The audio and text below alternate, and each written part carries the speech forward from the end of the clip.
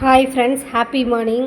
இன்றைக்கி morning காஃபியோடய start பண்ணியாச்சு. நைட்டே மொச்சப்பயிர் ஊற வச்சுருந்தோம்.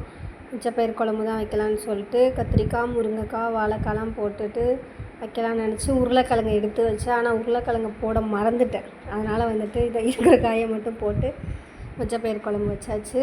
தேங்காய் அரைச்சி ஊற்றி சூப்பர் டேஸ்ட்டாக இருந்துச்சு. தம்பிக்கு அதே தான் பிரேக்ஃபாஸ்ட் மொச்சப்பயிறு, சின்ன வெங்காயம் இந்த மாதிரி கொடுக்கும்போது பசங்களுக்கு இருமல் சளி இருக்காது. சென்னையில் என்னன்னு தெரில, இந்த கொஞ்ச நாளாக இந்த ஒரு வாரமாகவே மழை பெய்யுது, கிளைமேட்டு கூலிங்காக இருக்குது. வெயில் காலம் மாதிரி தெரில, ஆடி காற்று அடிக்குதுன்னு சொல்கிறாங்க. அப்பப்போ நைட் அடிக்குது. ஆனால் பரவாயில்ல. மதியானத்துக்கு அதே தான் வச்சுருந்தோம். இப்போ தான் கொஞ்சம் பரவாயில்ல.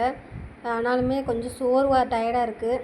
நைட்டுக்கு பார்த்திங்கன்னா இடியாப்பம், பால். கடன் வாங்கவே கூடாது ஃபேமிலியில், அது எல்லாருக்குமே தெரியும். ஆனால் ஒரு சூழ்நிலை கடன் வாங்க வேண்டிய சூழ்நிலை வந்துடுது. என்ன பண்ணுறது, கடன், இஎம்ஐ, கிரெடிட் கார்டு. ஆனால் வாங்கக்கூடாது. நீங்கள் வாங்குவீங்களான்னு சொல்லுங்கள். ஆனால் இக்கட்டான சூழ்நிலை, வேறு வழி இல்லை, வாங்கி தான் ஆகணும். ஒரு சிலர் எப்படி சூழ்நிலை வந்தாலும் கடன் வாங்கக்கூடாதுன்ற ஒரு முடிவுலேயே இருப்பாங்க. இடியாப்பத்துக்கும் இந்த மொச்சப்பயிரத்துக்கும் நல்லா இருந்துச்சு.